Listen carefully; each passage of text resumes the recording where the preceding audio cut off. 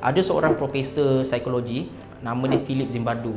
So Philip Zimbardo ni, dia pernah buat satu eksperimen paling popular, eksperimen penjara Stanford. Dia beri teori lah, dia kata manusia ni secara tabiinya jahat apabila dia berada pada environment kena seksa, kena pukul, kena apa semua kan, menyebabkan banduan-banduan tu memberontak lah. Tapi orang lain cuba nak repeat balik eksperimen dia untuk dapatkan hasil macam Zimbardo, tapi tak dapat-dapat. So maksudnya apa? Maksudnya eksperimen yang dijalankan oleh Philip Zimbardo ni mungkin ada penipuan. Saintis lain nak repeat balik tapi tak dapat-dapat. Tapi ada lagi satu eksperimen yang dipanggil sebagai Milgram eksperimen, yang mana sekumpulan orang dia jadi cikgu, sekumpulan orang pula dia jadi murid. So cikgu ni, Milgram cakap, you soal student you, kalau dia jawab salah you bagi rejatan elektrik. Tapi cikgu ni sangka kalau bagi rejatan elektrik tu dia bagi betul-betul jadi, tapi sebenarnya tak pun.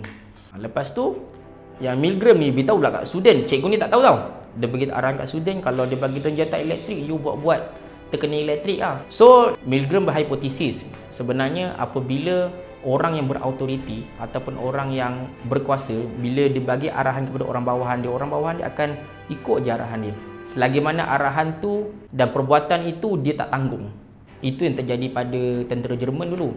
Dia sanggup menyeksa ramai orang Yahudi sebab itu dia rasa benda yang dia buat tu bukan tanggungjawab dia. Itu yang eksperimen Milgram jumpa. Saintis lain cuba nak repeat balik eksperimen dia, tapi memang dijumpa result yang sama. Itu maksud apa? Maksudnya apa yang Milgram buat tu dia tak ada penipuan lah dalam eksperimen dia. Itu teori saintifik lah. Maksudnya saya nak beritahu teori saintifik ni dia bukan terbangun dengan khayalan, dengan tekaan, dengan imajinasi macam teori konspirasi. Dia terbangun dengan eksperimen, kena ada data, dan eksperimen tu boleh diulang balik oleh orang lain untuk membuktikan benda yang dia buat tu sah dan betul. Teori saintifik ni dia punya taraf dia tak sama macam tu. Okay, pertama sekali teori saintifik dia perlu ada data dan fakta. Okay, data dan fakta ni apa dia? Sebagai contoh, matahari panas, lepas tu ada daun yang berwarna hijau, manusia berkaki dua. Itu sebagai contoh fakta dan data. So benda tu kena ada. Kita tak boleh saja-saja cipta fakta yang tak wujud. Kemudian teori saintifik ni dia biasanya data dan hipotesis dulu.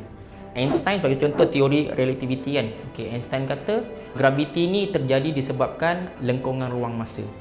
Kalau graviti tu betul-betul ada dekat objek berjisim, cahaya yang sepatutnya bergerak lurus akan membengkok. Itu dia punya hipotesis dia. Tapi Einstein punya andaian ni perlu datang dengan pembuktian. Pembuktian ni dapat dibuktikan melalui eksperimen lah. Kalau eksperimen itu mengesahkan hipotesis dia, barulah jadi teori saintifik. Sebagai contoh macam teori relativity tadi, eksperimen dapat dibuktikan melalui pencerapan lah. Masa gerhana bulan, cahaya matahari tu membengkok dekat bulan tu, membuktikan adanya lengkungan ruang masa. Jadi pencerapan tu telah membuktikan Einstein punya hipotesis. Terbangunlah teori saintifik. Kadang-kadang orang tanya, macam mana kita nak tahu eksperimen yang dia buat ataupun data yang dia laporkan tu betul? Mungkin dia menipu untuk sahkan hipotesis dia supaya ada teori saintifik. Betul tak? Salah satu kuatnya teori saintifik tu, dia bukan sahaja terbangun melalui eksperimen berkali-kali, tapi juga terbangun apabila eksperimen yang membuktikan teori saintifik tu dapat diulang balik oleh orang lain.